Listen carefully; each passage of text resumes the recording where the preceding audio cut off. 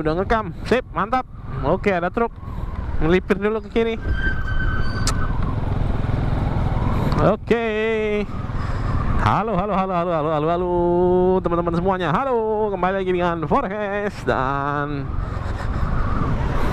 apa kabarnya teman-teman? Semoga yang nonton video ini selalu diberikan kesehatan, keselamatan, dan semua kebutuhannya bisa tercukupi ya. Mantap. Oke, dan ya masih ngevlog siang-siang hari. Masih di jalanan yang jarang-jarang saya lewatin ya. Dan ya di video kali ini saya akan ngebahas soal topik-topik tertentu ya. Ya ini saya mau cerita aja. Sekitar beberapa hari ini saya lagi nontonin banyak sekali kompilasi video kecelakaan di naik motor ya, terutama di YouTube. Nah, dan ya itu ya banyak sekali yang bisa dibahas sebetulnya ya. Mungkin saya akan bikinkan nanti reactionnya kali ya, reaction. Tapi ya nggak tahu lah, apa di YouTube, apa di TikTok, apa di mana ya. Karena kalau di YouTube udah pasti kena copyright, kena hak cipta. Malas sekali saya ngurus-ngurus hak cipta itu.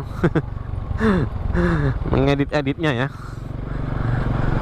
Kalau nge-react-nya aja sih oke. Nah kalau di TikTok sih lebih bisa dilakukan hal itu. Tapi lagi-lagi nggak tahu ya kenapa ya, saya lagi malas main TikTok sih. Sudah berapa bulan tidak ada konten baru di TikTok. Konten-konten lama yang tidak menunjang juga saya hapus. Walaupun TikTok saya kemarin udah sampai di 10k follower ya, 12k follower lah kalau nggak salah. Tapi saya ya udah, saya berhenti, saya stop dulu. Karena kontennya I don't know. Oke, balik lagi ke kompilasi kecelakaan di jalan raya oleh pemotor ya. Jadi banyak sekali pemotor yang saya lihat di videonya itu. Ya, yang pertama ya udah pasti dia mengundang sekali ya, bahaya karena dia speeding alias dia ngebut di jalan yang mana jalan itu adalah milik bersama, dan nggak semua orang di jalan itu adalah punya pemikiran yang sama dengan kamu. Misalnya kamu, wah kalau saya harus belok harus ngasih lampu sen. Di jalan itu tidak semua orang seperti itu. That's why saya bikin konten-kontennya supaya apa? Supaya ada orang yang nggak tahu dan dia nonton video saya dan dia, oh harusnya dibikin lampu sen, oh harusnya begini, oh harusnya begini. Seperti itu. Jadi, dan itu juga nggak terlalu laku. Ya itu karena saya bilang saya bikin konten seperti itu, dan ya harapan saya sih banyak yang nonton supaya banyak yang tahu juga ya cara berkendara di jalan raya seperti itu, cara amannya. Tapi di video kali ini saya akan ya benar-benar mengupas soal kompilasi itu banyak sekali ya. Salah satu faktornya tadi dia mengundang bahayanya sendiri dengan speeding. Terus riding bergerombol itu menurut saya I don't know. Riding bergerombol itu sih bukan tipikal saya ya. Saya pernah sih riding rame-rame bareng temen, terus ban ketemu ban itu sering sekali. Dan itu nggak menyenangkan ya. Saya lebih nyaman itu kalau jalan itu ya kalau sama teman-teman ya, kalau dia mau cepet silakan cepet. Nah saya dengan kecepatan saya sendiri gitu ya. Pernah sih saya itu uber-uberan gitu ya. Ya uber-uberan lah, mau pulang gitu, mau cepet-cepetan sampai rumah, nguber-nguber, balapan lah ya istilahnya di jalan. Dan nggak menyenangkan experience-nya, nggak menyenangkan, apalagi bergerombol ya. Bergerombol itu artinya ini kan yang ini teman, yang ini teman, yang ini teman semua gitu.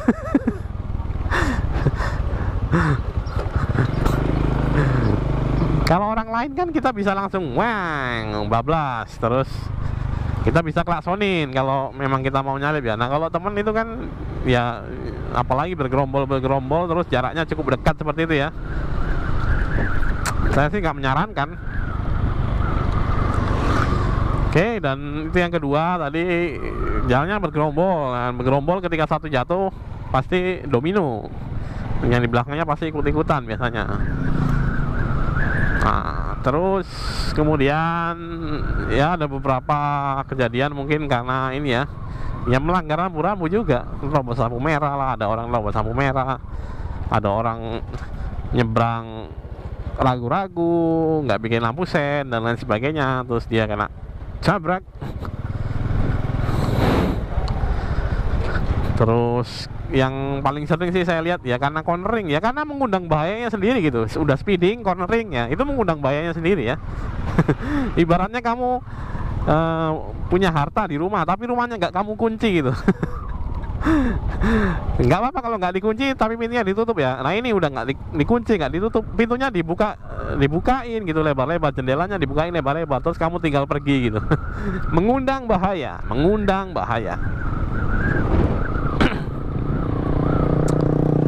Yang mana kalau dibilang keren ya, ya kalau jadi juga keren, ya udah gitu. Terus apa gitu?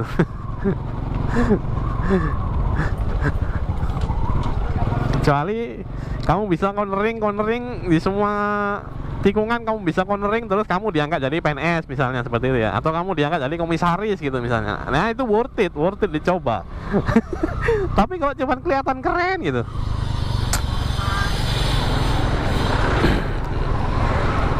ya nggak ngerti lah. Terus ya itulah ya, ya banyak juga sih yang mungkin saya lihat ya kayak settingan gitu ya, kayak yang dibikin sekali gitu. Ada. Tapi kebanyakan sih yang crash itu ya itu karena tadi itu, karena dia mengundang bahayanya sendiri. Dia speeding alias dia ngebut, dia cornering sambil reba-reba gitu ya, tiduran di jalan. Kalau tidur ya enakan di rumah bos.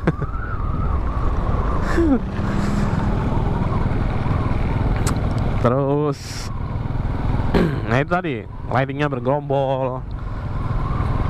Terus apalagi ya, ya mungkin dia nggak kenal medan jalannya ya kali ya. Jadi ada beberapa medan jalan itu yang mungkin dia nggak terlalu kenal, makanya dia bisa kecelakaan sendiri gitu, bisa kecelakaan tunggal, bisa jatuh. Ya seperti itulah.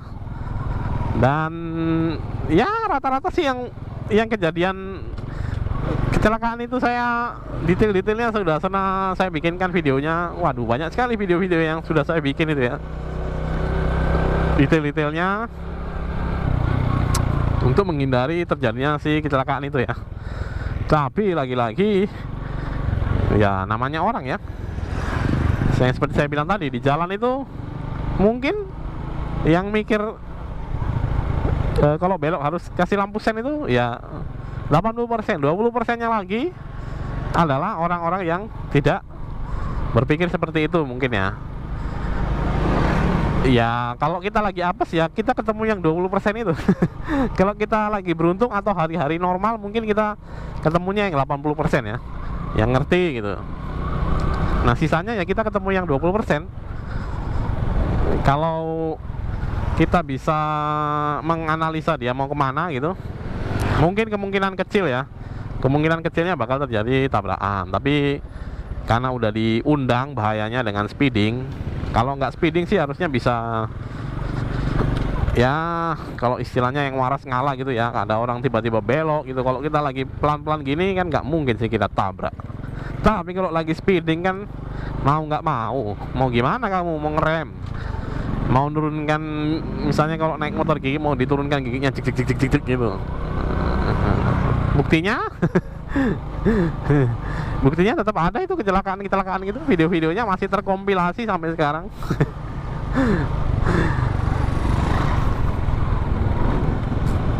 Ya jadi terus Ya, kalau ngeliat nggak seperti itu sih sebetulnya nggak serem ya. Cuman saya sekarang jadinya lebih ke memperhatikan. Oh ini ke nih begini faktornya, mungkin begini. Saya nggak ngelihat siapa yang salah dan benar ya. Saya ngelihatnya gimana caranya preventif mencegah nggak kejadian seperti itu apa gitu. Faktor-faktor apa yang menyebabkan itu bisa terjadi dan faktor-faktor apa yang menyebabkan itu tidak terjadi gitu. Ya, jadi kalau saran saya sih kalau naik motor di jalan raya terutama ya, karena ini bukan jalan kita sendiri, jalannya berbagi dengan orang-orang lain. Jadi alangkah baiknya ya seperti berbagi lah. Misalnya kamu nih beli gorengan 10, ada gorengan 10 ya misalnya ya. Nah ini kamu makan sama teman-temanmu misalnya, terus kemudian kamu nyomotin semua ya, kamu nyomotin 8 biji. Nah itu kan egois sekali ya. Jadi seperti itulah, intinya seperti itulah ya, berbagi. Di jalan itu berbagi kita bos. Ya kalau memang temenmu ada 9 orang dan ada kamu, gorengannya 10, ya udah satu-satu gitu. Jangan kamu ambil 3 gitu ya. Nanti temanmu yang 2 lagi nggak kebagian. Nah itulah prinsip-prinsip berbagi seperti itu.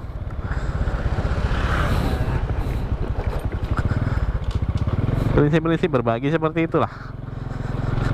Kalau di jalan raya ya digunakan ya. Jangan kamu, wah ini saya keren, saya kalau bisa cornering di sana nanti saya akan diberikan hadiah 50 miliar.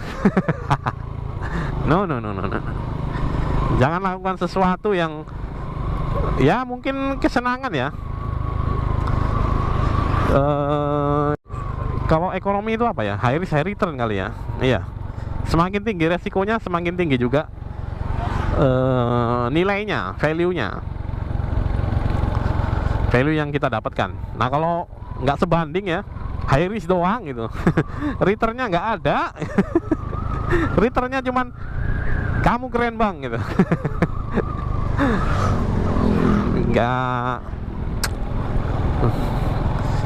nggak worth it ya,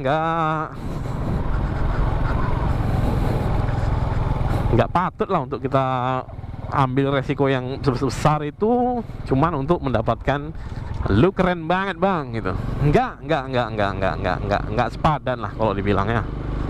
Kita ngelakukan itu terus kemudian kita jatuh, ngelosor, ada yang motornya masuk ke jurang ya. Wing, hilang motornya masuk ke jurang. Nah itu siapa yang mau ngambil ke sana? Kalau lah bisa diambil motornya rusak, belum lagi kamu luka-luka ya misalnya. Kalau lecet-lecet doang mah mending ya. Kalau sampai patah tulang dan lain sebagainya nggak bisa aktivitas, high risk, resikonya terlalu besar. High risk high return itu nggak masuk ke situ. Itu high risk low return itu. Resikonya besar, value yang kamu dapatkan kecil, bahkan hampir nggak ada ya. Cuman dibilang wah lu keren bang gitu doang. Cuman lu keren bang, paling di like. Kalau di TikTok paling banyak like-nya ya. Tapi kalau kamu jatuh, aduh sayang, kamu jatuh, sakit, motormu rusak, uang keluar lagi, uang jajanmu habis. Aduh, nggak sebanding lah. Jadi ya, saya nggak bosan-bosan ya untuk bilang, ya kalau di jalanan itu, jalan raya itu prinsipnya berbagi, terus utamakan keselamatan. Kamu mesti harus ngebut ya. Kalau kamu bilang buru-buru udah mau terlambat, berarti manajemen waktunya yang salah, bukan kecepatan kamu berkendaranya yang salah. Jadi manajemen waktunya diperbaiki. Misalnya kamu mau berangkat kerja, kamu kasih spare waktunya cuma 10 menit aja di jalan gitu ya. Ya besok-besok kasih spare waktunya 15 menit. Kalau 15 menit pun masih mepet, masih harus ngebut, nah berarti spare waktunya ditambah lagi 20 menit gitu. Sesimpel itu sebetulnya ya.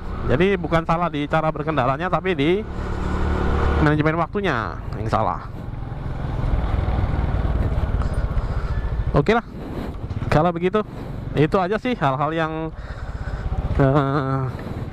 cukup buat saya gatal. Ini udah mulai hujan lagi. Aduh. Saya melipir dulu ke sini bos. Ini belum pakai